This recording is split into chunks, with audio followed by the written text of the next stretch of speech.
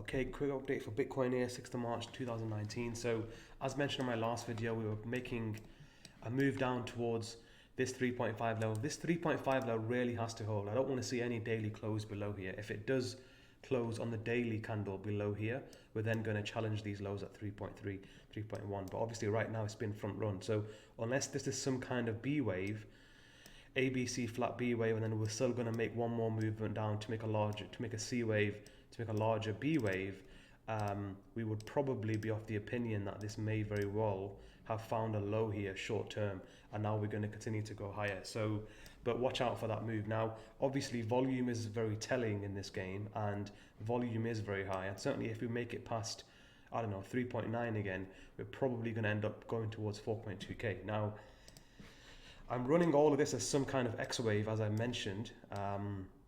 So it's making an ABC of a larger X wave. So if I just make that the highest possible super millennium, let's make this, obviously it's not super millennium, but just makes it easier in terms of,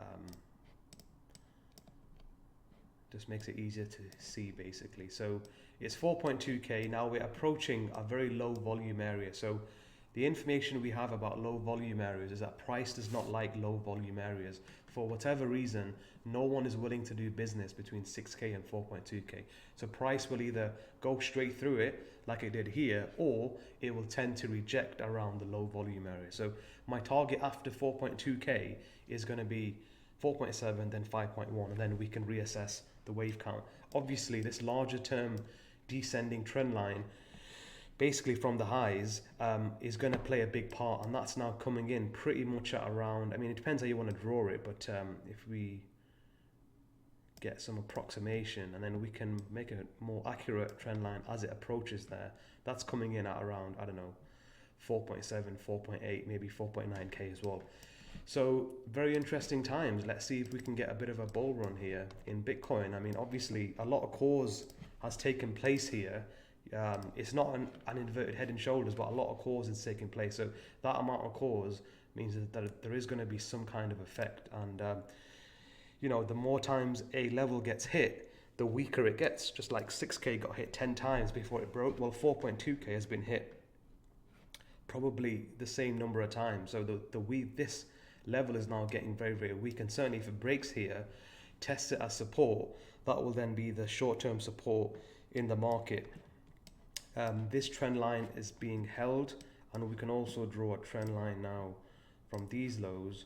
So you swing out and then you go up, yeah? So you don't just do this to the first major point. You swing out, then you go up. So this trend line has to hold as well. So if you're bullish Bitcoin, well, you've got quite a few trend lines here. We've got this descending trend line, and we've got this rising trend line, and we're of the opinion that this may very well have found a low, and this then becomes a B and a larger C to then make the X wave, and then we end up going back down again.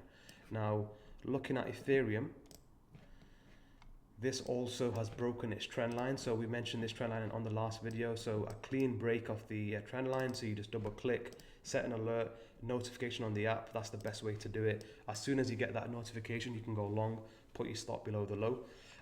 Obviously, it's front run this target here. I mean, it's not quite got there. I think on some exchanges, it did actually hit 122 and 120, and now it's going higher. So let's see how much potential Bitcoin and Ethereum have. I mean, we're hoping this is not some kind of correction to this wave coming down. Let's just plot our fibs, because you always have to plot the fibs on the way back up again. So if that's your Fibonacci's, there's your 50, there's your 61.8. So certainly, whatever this wave is on Ethereum, certainly your first target will obviously have to be here, because it has to correct at least whatever it's done from 160 all the way down to 130, and that is actually previous target that we've had going all the way back here. So likely we're going to get a retest of at least 150, and then we decide where it goes from there. Does it still continue to move higher, or does it end up moving back down again? Also, we had a look at Litecoin recently in the group. Forget what Litecoin is. Yeah, so Litecoin, basically the trend line is right here, and that trend line is a nice 30-degree trend line that has to maintain itself.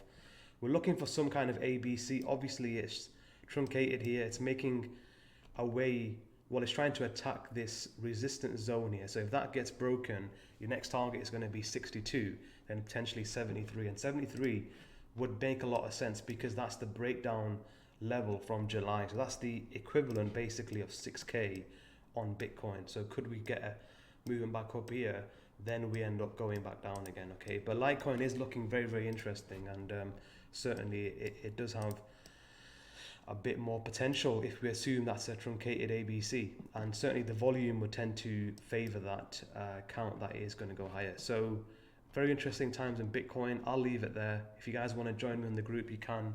Shopify store, have a look, and watch out for my next YouTube video, because it's going to be a good one, even better than this. I'll catch you guys soon.